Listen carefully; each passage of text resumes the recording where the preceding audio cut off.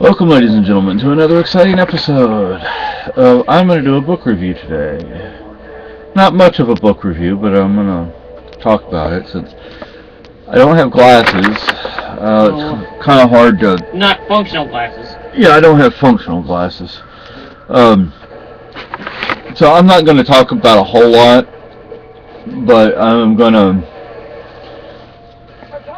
Somebody gave me a copy of this book. My original copy was a smaller format, and it's probably one of the best gifts I've ever received.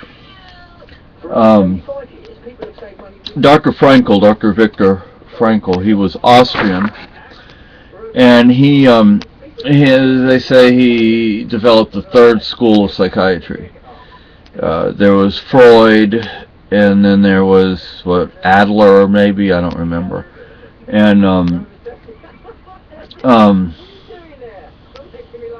anyway, Dr. Frankel was an existentialist, and I've come to like existentialism. Anyway, don't let that scare you. If anybody wants to read, don't let existentialism scare you. I'm just gonna talk about one or two things. I'm not gonna go in depth. Dr. Frankel, like I said, was a psychiatrist, and he was Austrian. He was Jewish, and he had the opportunity to get into the United States before the Nazis invaded Austria. And remember, Hitler was Austrian as well, not German. But anyway, he decided that his place was taking care of his parents, so he stayed in Austria. And being Jewish, he and his family went to concentration camps. If I remember correctly, he lost all but one member of his family, including his pregnant wife. And I remember Lucky. You see Lucky's head; he's in my lap. Likes his neck scratched. Anyway, sorry about my wild hair. Also, I washed it. Lucky got shaved, and yeah. And he tried to bite us because we nicked him. He's a much skinny, smaller-looking dog now. Yeah. Dr. Frankel said that we don't find ourselves from within; we find ourselves from without. And I found myself through my wife and through being here with her. Being here by myself, I probably would still be lost. But anyway, and I'm kind of tired. I woke up not a few hours ago, but I was just not fully awake. I haven't taken my wake-up medicine yet. Anyway, Dr. Frankel talked about choice, choosing to be happy or not. And he gave an example that when the Nazis abandoned the concentration camp he was in, he and a friend of his would go for walks, and one day they were walking back to the camp, because where else did they have to go? And there was a garden, and his friend stomped on some flowers.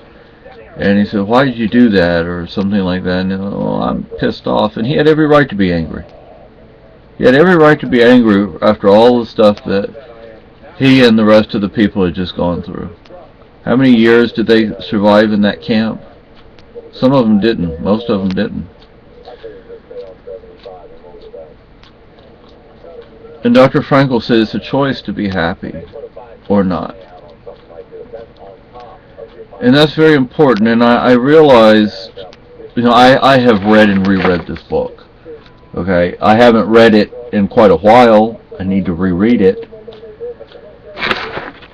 But we also have, if I can find it, not a book Dr. Frankel wrote, but Yeah, that one right there. One. We have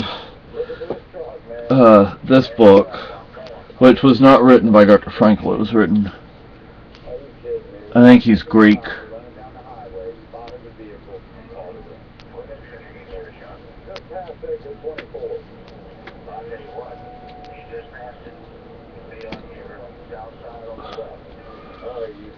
Which I mainly bought that for my wife, but I would like to read it as well. In this book, he goes through if I can find it, like I said, I mean, you know, I don't have my glasses. He needs a new pair right now. Yeah. Here we go. Core principles. I can't read the core principles, but those are very important.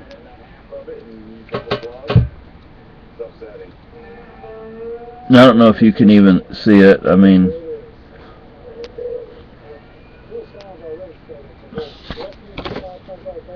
no point in me trying to tell you what it says because I couldn't tell you. I can't read it right now. But it's, you know, finding yourself from without, not from within, and choosing to be happy. I was a very negative person. I was very angry. The person who gave me the book, I don't know if she wants me to mention her name or not, so I'm not mentioning her name. But we're friends on Facebook. And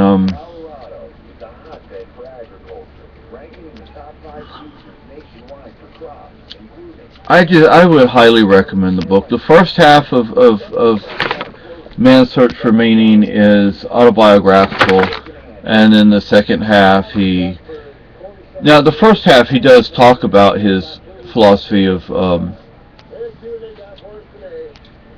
logotherapy, but he does it through autobiography, and then the second half he actually doesn't deal so much with the autobiography. He deals more with the issues in a more direct fashion of logotherapy.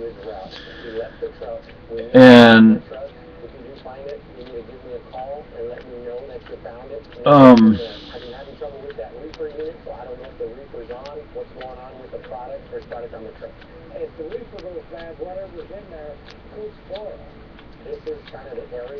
so anyway, I mean,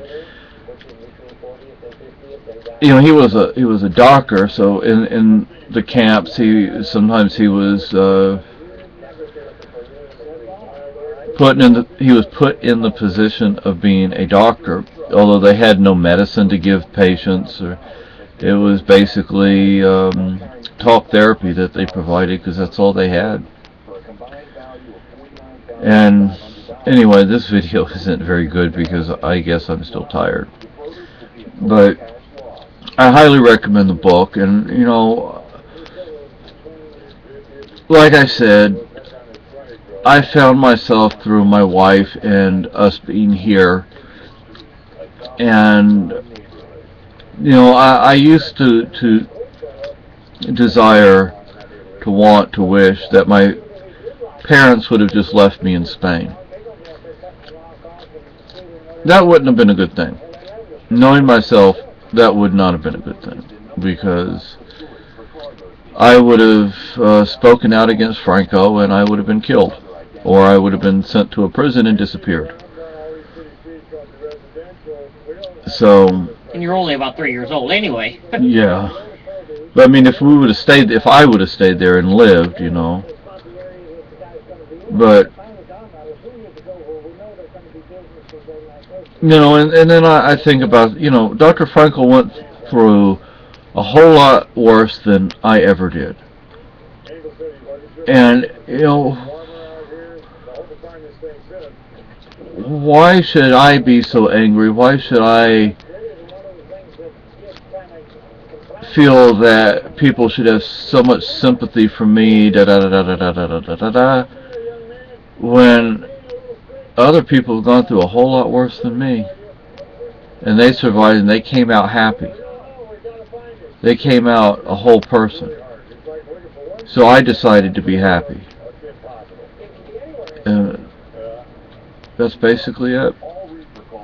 So maybe when I reread this book, I'll make a better video of it. But for now, that's it for now. You all